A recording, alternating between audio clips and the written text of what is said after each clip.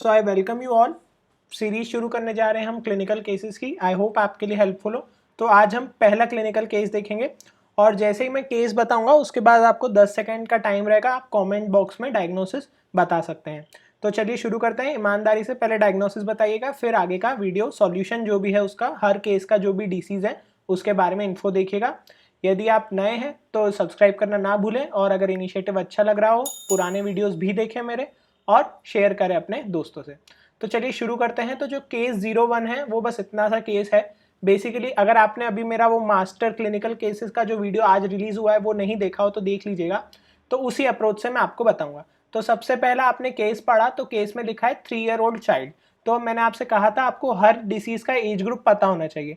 तो चाइल्ड है मतलब आधे केसेस तो आपके यहीं खत्म हो गए, पीडियाट्रिक्स डिसऑर्डर है, ठीक है। अब हम देख रहे हैं उसके सिम्टम्स क्या है। तो ग्लोबल डेवलपमेंटल डिले है, सीजर है, फेलियर टू ग्रो है, हाइपर एक्टिविटी है। तो हाँ, ये कहीं ना कहीं हमें सीएनएस इन्वॉल्वमेंट दिखा रहे हैं, बट अभी हम कंफर्म डायग्नोसिस इस पे नहीं बोल सकते, ठीक है। तो ठीक है, आपने सीजर्स और ये चीज देख ली।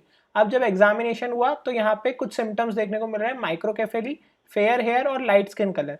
इसका मतलब क्या है, again kind of CNS involvement के अलावा यहाँ पे मेलेनिन का भी कुछ इन्वॉल्वमेंट देखने को मिल रहा है, क्योंकि फेयर हेयर है और लाइट स्किन कलर है। तो अब हम क्या सोच सकते हैं, सीएनएस और मेलेनिन। अब आपने यहां तक आप एक काइंड ऑफ डायग्नोसिस सोच सकते हैं मन में, अगर आपको डिसीज याद हो जिसमें सीएनएस और मेलेनिन इन्वॉल्वमेंट था। अब कंफर्मेटरी डायग्नोसिस इससे निकल कर आ जाएगा। ये जो टेस्ट है FeCl3 बायोकेमिस्ट्री में बायोकेमिकल टेस्ट होती है, जिससे हम फिनॉल्स का कंसेंट्रेशन डिटेक्ट करते हैं। और ये बहुत इंपॉर्टेंट आपको फाइनल डायग्नोसिस दे रही है एक डिसीज के बारे में जिसको हम करते हैं ये चीज। तो अल्टीमेटली FeCl3 से हमें पता क्या चल गया कि ये मेटाबॉलिक डिसऑर्डर है। तो अब कहीं ना कहीं आपकी बायोकेमिस्ट्री यहाँ काम आएगी। तो जल्दी से सोचिए, 15 सेकंड का समय है। बायोकेमिस्ट्री जिसमें CNS स्किन इन्वॉल्वमेंट और FeCl3 पॉजिटिव। सो 15 सेकंड का समय है, कमेंट बॉक्स में आंसर दे दीजिए। और पूछ क्या रहे हैं, बेसिकली आपसे डायग्नोसिस नहीं पूछा है, डायग्नोसिस तो आपको पता होना चाहिए। उसके बाद आपसे क्या पूछा है कि इस टेस्ट से क्या डिटेक्ट हो रहा है और ट्रीटमेंट क्या एडवाइस करेंगे।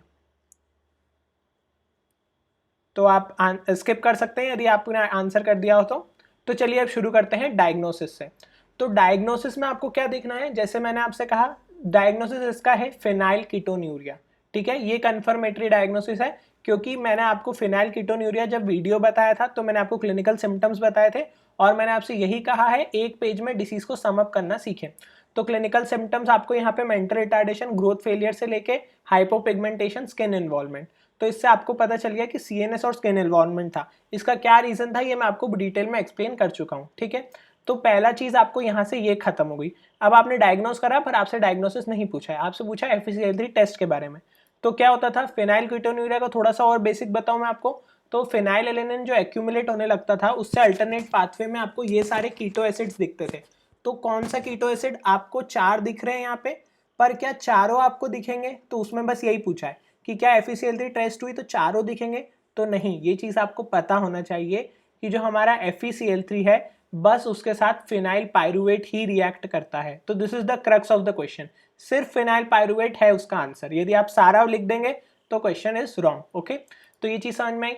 तो इसका मतलब क्या है, फेरिक क्लोराइड टेस्ट मैंने जब आपको बताया था, गुथरी टेस्ट के अलावा फेरिक क्लोराइड टेस्ट होती है फिनाइल कीटोन्यूरिया के लिए। तो phenyl pyruvate blue green colour. तो अब आपको समझ में आया कि अब आपको डिसीज इन अ पेज कितना इंपॉर्टेंट है। आपको क्लिनिकल सिम्टम मिल जाएंगे, आपको डायग्नोस्टिक टेस्ट मिल जाएगी। तो ये आपका क्वेश्चन यहाँ पे बन गया। अब आपसे पूछा है ट्रीटमेंट आप क्या एडवाइस करेंगे। तो ट्रीटमेंट अगेन हम देख चुके हैं, एक बार डायग्नोस हो गया तो ट्रीटमेंट तो आपको पता है बहुत अच्छे से। ज़्यादा कुछ टफ ट्रीटमेंट नहीं था। बेसिकली आपको फिनाइलेनिन का कंसंट्रेशन नॉर्मल रखना है और आपको अर्ली डायग्नोस करना है और फूड आपको लो फिनाइलेनिन कंटेंट के देना है, ठीक है। और अगर जो साथ साथ दूसरे न्यूरोट्रांसमीटर्स की कमी है तो उसकी आप रिस्पेक्टिव ड्रग्स दे सकते हैं। तो इतना सा था। तो बायोकेमिस्ट्री के डिसऑर्डर सबसे आसान होते हैं सिर्फ और सिर्फ इस पॉइंट से जान लेने के। अगर आपसे ये चीज नहीं भी याद है बट यदि आपको डायग्नोस्टिक टेस्ट याद है तो दिस इज वेरी इंपॉर्टेंट। तो this is the way you have to approach clinical diseases, कि हमेशा ये आपको कंफर्मेटरी डायग्नोसिस देगा। आपको अगर ये सिम्टम्स, CNS सिम्टम्स, सीजर्स के 10 कारण हो सकते हैं बट ये टेस्ट यूजुअली 1 या 2 ही कारण होंगे। तो इससे आपको पता चल गया कि हाँ, phenyl pyruvate is the correct answer.